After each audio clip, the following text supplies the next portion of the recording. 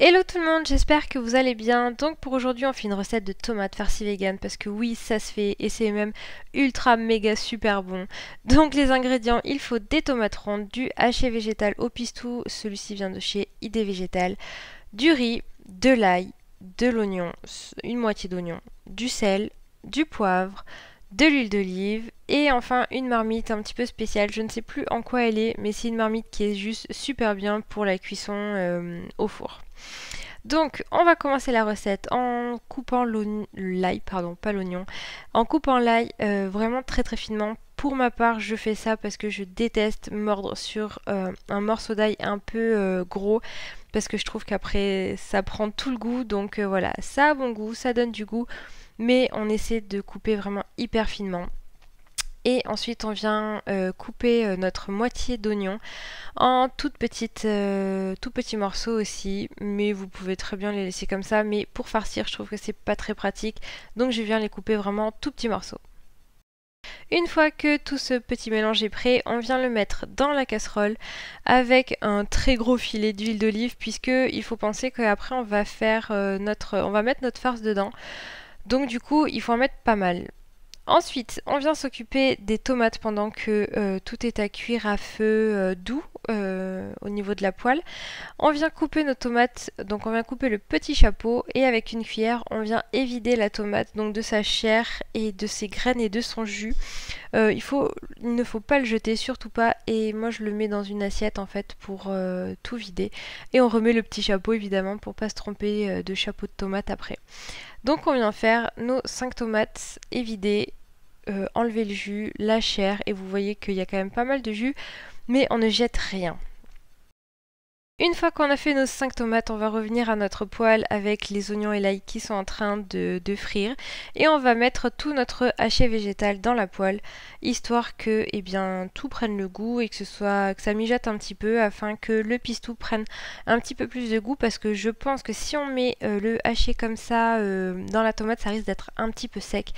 Donc voilà, rien de mieux que d'avoir une bonne farce qui est bien mijotée.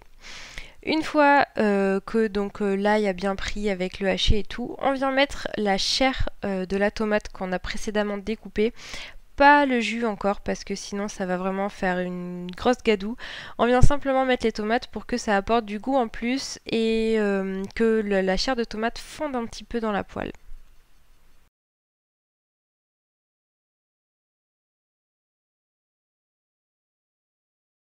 Une fois qu'on estime que tout ça est assez cuit, on revient avec la poêle et nos petites tomates qui sont évidées et on vient tout simplement les remplir avec la farce qu'on vient de faire, donc une à une. Et voilà, les remplissez pas trop au début histoire d'en avoir pour toutes, mais généralement avec un paquet de farce, on fait bien 5 tomates à l'aise.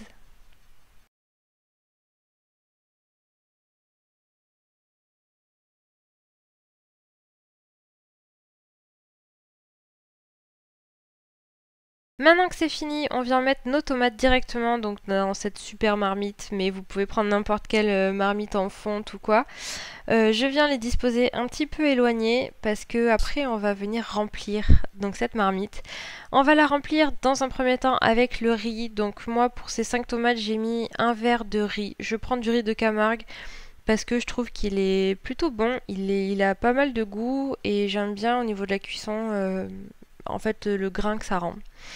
On vient mettre donc notre jus de tomate et ensuite la farce, la fin de la farce qu'on n'a pas pu mettre dans les tomates, pour que le riz, en fait, quand il cuise, puisse venir prendre tout le goût et que ça reste pas un riz blanc juste avec un tout petit peu de jus. Là, il aura vraiment un super bon goût de la tomate farcie. Et enfin, on vient mettre de l'eau. Donc pour un verre de riz, je mets 2 verres et demi d'eau. Parce qu'il en faut pas mal, parce que vous allez voir que ça prend vraiment beaucoup l'eau. Je viens mettre un filet d'huile d'olive pour que ça ait un peu de gras quand même, que ça reste pas trop sécosse. Je viens mettre du sel, du poivre. Et j'ai complètement oublié de le montrer pendant la présentation, mais je viens mettre ensuite du bouillon de légumes pour que ça donne vraiment un super bon goût au niveau du riz. On vient refermer donc nos petites tomates, on leur dit au revoir et on va les mettre au four à 220 degrés. pour une durée de 30 minutes environ avec un four à chaleur tournante. Et voilà le merveilleux résultat que ça peut nous donner. Vous voyez que le riz a vraiment super bien absorbé l'eau et vous voyez qu'il n'est pas que blanc, mais il a vraiment tout le jus qu'on a pu lui apporter, donc avec le sel, le poivre, le bouillon de légumes, l'huile d'olive, et le riz a vraiment super bon goût.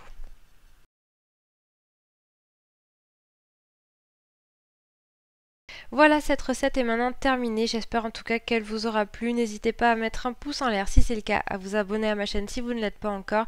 Et puis je vous dis à la semaine prochaine pour une nouvelle vidéo. Bye bye!